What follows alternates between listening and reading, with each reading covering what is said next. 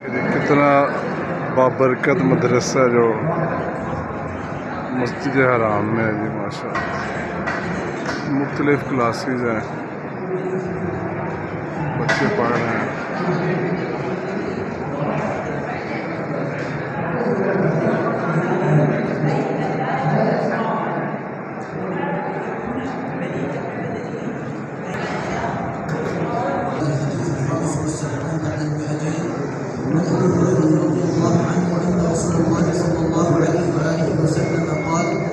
مطر الغني ظلم إذا أتبع أحدكم على ملك فليتبع.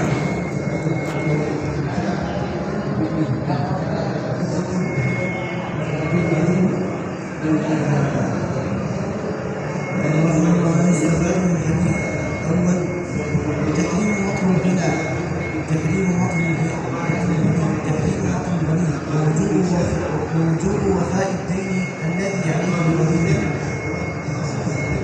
ورد في بعض الروايات مطر الغني ظلم يحل عرضه وعقوبته. قال الإمام أحمد عرضه تقواه وعقوبته حبسه.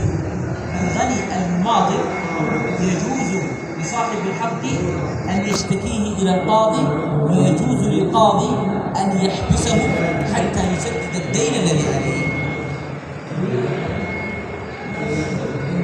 ثانيا لفظ المطر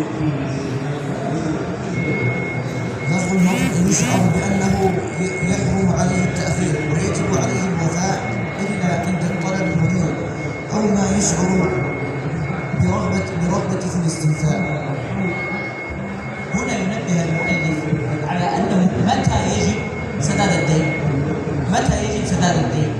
يجب سداد الدين إذا طالب الدائن بالسداد.